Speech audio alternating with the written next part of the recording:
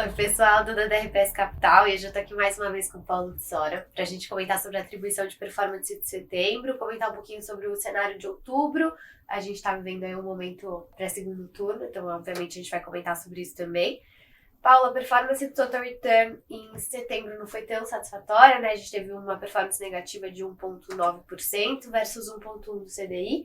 Eu queria que você comentasse quais foram os setores de destaque do período, o que aconteceu, enfim, quais foram os setores positivos, onde nem tanto, na nossa carteira de setembro. É isso aí, Duda, foi um mês pior, né? A gente estava vindo numa sequência muito boa aí, vários meses bem positivos, e o mês passado não foi legal. Acho que teve uma importante explicação, assim, a gente estava com a cabeça macro, e o book que foi pior foi o nosso fundo book macro em ações, né?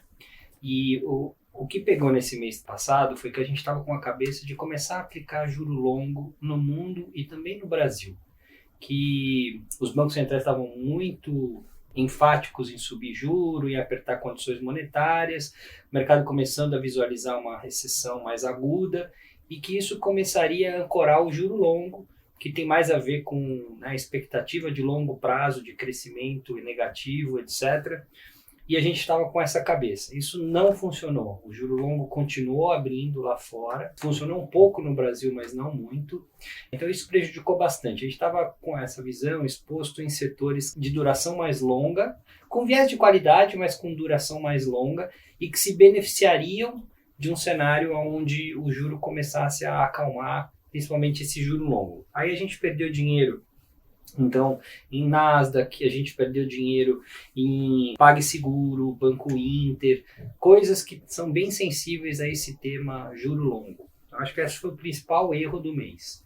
Além disso, a gente estava com uma posição de hedge para essa visão aplicado no juro, via compra de ativos relacionados a petróleo. O nosso risco era o petróleo explodir e aí essa ancoragem de longo prazo do juro e da inflação começar a desancorar de novo, né? E foi muito ruim a long petróleo, o XLE, que foi o índice mais importante que a gente andou long ao longo do mês, também não funcionou. O mercado precificou muito mais recessão de curto prazo nas commodities do que um cenário melhor. A gente sabia que poderia acontecer, não que o juro subisse e junto com o óleo caindo, né?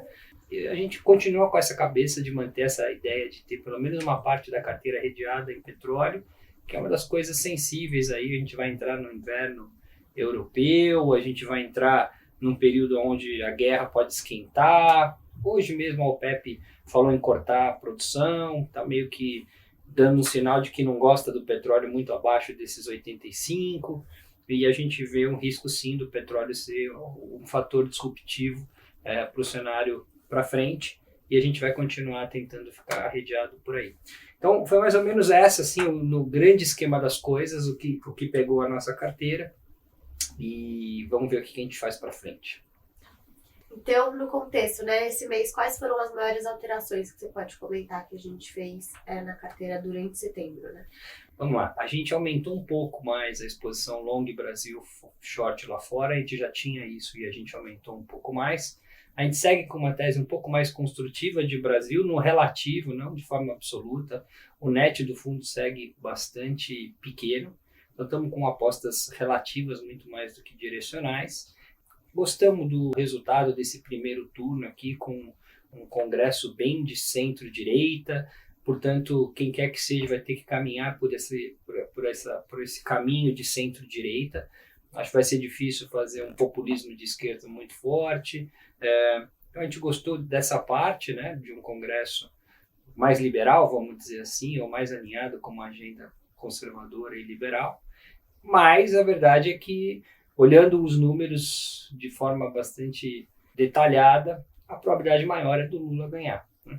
Então, em função disso, a gente aumentou um pouco o Brasil, mas não ainda num esquema muito agressivo, porque vamos esperar aí o final desse segundo turno, que vai ser bem aguerrido. Aliás, essas semanas vão ser bem tensas em termos de anúncios, populismo, etc. Então a ideia é carregar uma carteira leve, com esse viés aí comprado do Brasil, e muito preocupado com o que está acontecendo lá fora.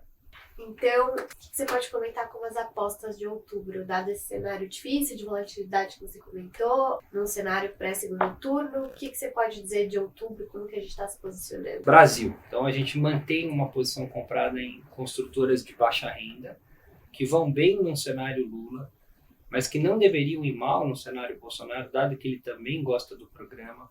Casa Verde e Amarela, e até mudou o esquema do programa para acelerar ele nos próximos meses e trimestres. Tem um viés de Lula aqui, mas não é um viés grande. A gente gostou bastante do resultado do primeiro turno da eleição em São Paulo. A gente já vinha com a posição em Sabesp e a gente reforçou essa posição e aumentamos também uma posição em Copasa, pela questão da eleição em Minas Gerais e da possibilidade de uma eventual privatização da Copasa.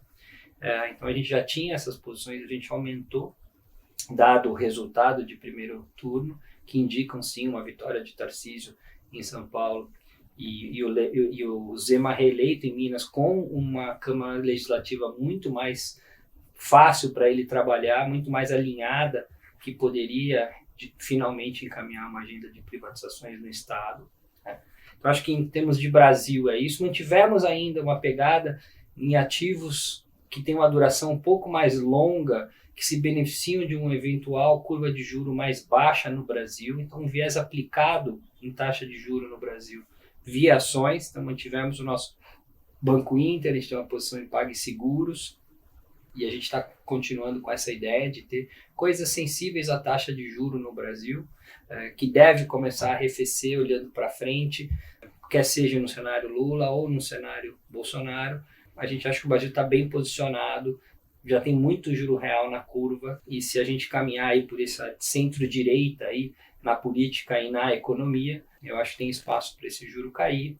O Banco Central brasileiro já parou de subir juro, a inflação é uma notícia positiva para o Brasil nos últimos meses, a atividade econômica segue boa, então a gente acha que faz sentido ações que têm esse viés de duration mais longo com qualidade performarem melhor, e a gente manteve isso na carteira. E também mantivemos a tese de comprar petróleo. Mantivemos a nossa cabeça de ter XLE, de ter um pouco até de Petrobras, porque a gente acha que o risco nesse inverno que vem pela frente aí na Europa, com as crises geopolíticas que a gente está vivendo, é eventualmente esse petróleo sair da casinha, subir.